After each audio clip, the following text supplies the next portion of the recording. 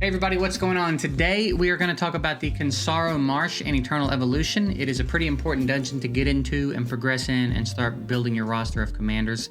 I've already done guides on the Disa Caves and the Terra Dome, so if you want to check those out, they will be linked below if you want to use those for reference. But today is all about the Cinsaro Marsh. This is where you get your commanders, and commanders have a really big impact on your battles. So it's a good idea to get in here and get as far as you can, as quickly as you can, so that you can start getting commanders that can really start doing you some good. I have done a video on commanders. There's a couple of nuances to the system that I think are kind of easy to overlook when you're newer and you're trying to learn everything. So I'll card to that up there when the video's live. I don't know which one's going up first, to be honest, but when it's live, a card will pop up there and you can go check that video out. I think it's pretty important to watch so that you can make the most of your commanders. But again, today's all about the Cinsaro Marsh. So, the name of the game in this dungeon is AoE. You are gonna have to bring AoE into this dungeon. If you do not, you're not gonna beat it. It's like not taking multi-hits in a Disa Caves, okay?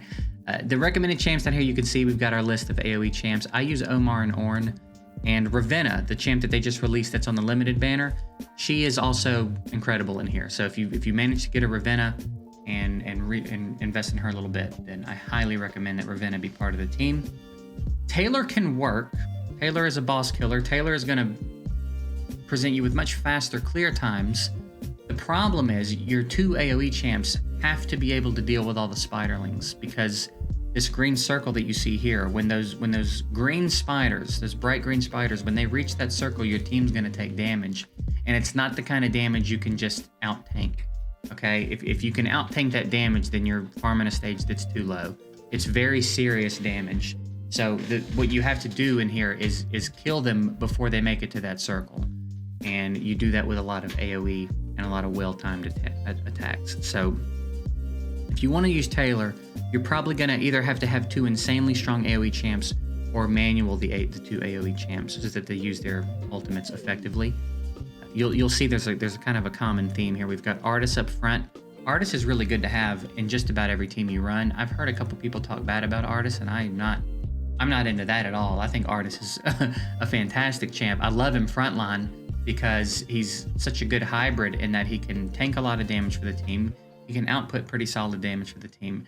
And then he's got that passive that the more HP the boss loses, the more their damage reduction is decreased.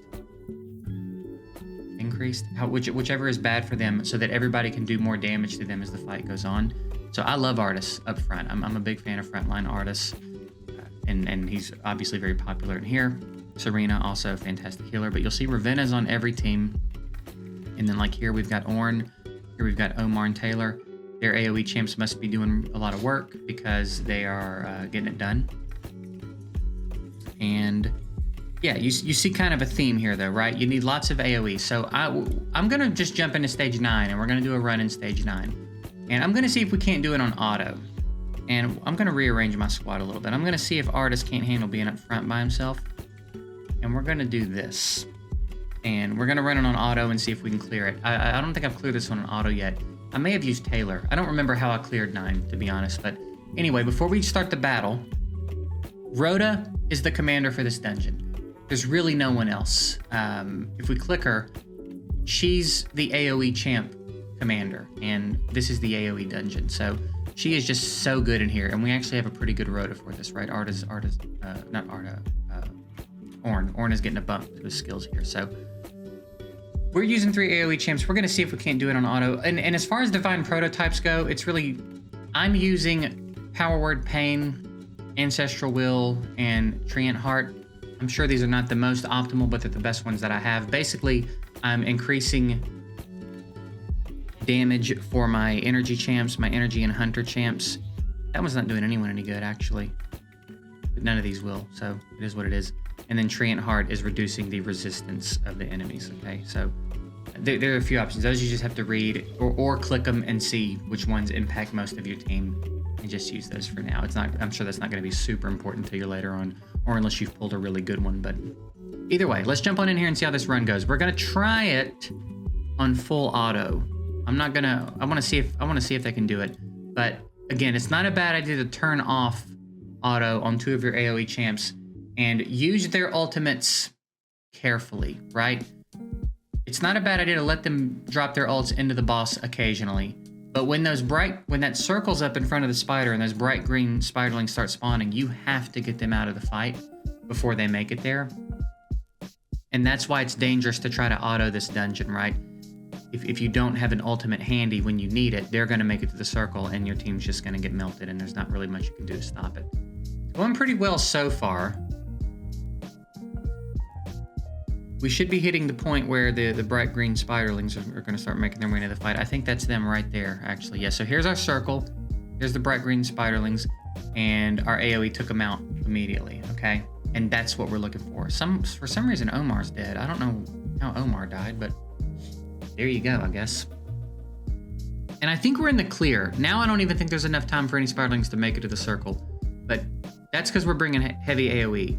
We could probably farm 9 with Taylor. We could probably drop Omar or Ornn for Taylor and speed this up a little bit. But whatever, it is what it is. We got through it. So now we can full auto 9 at least. And I reckon everybody just needs to get a little bit stronger to get to 10. But that's it. If you want to use Taylor, again, your 2 AoE champs are going to have to bring it. They're going to have to bring the heat. If you want to take some of the pressure off yourself a little bit, though, 3 AoE champs is the way to go. And Omar and Ornn, although they die a decent ways into the run, they work out pretty well for me. So that's it. Again, just kind of a quick introductory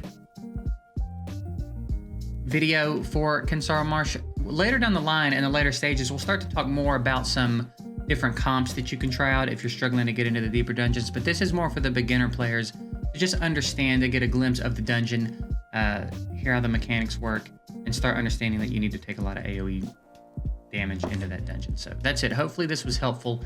I'm going to get out of here. Like and subscribe if you want to see more of what I'm doing. Get out of here. Bye. Right at the end of my video, bro. I do hope it was helpful. Get out of here. Appreciate y'all. Later.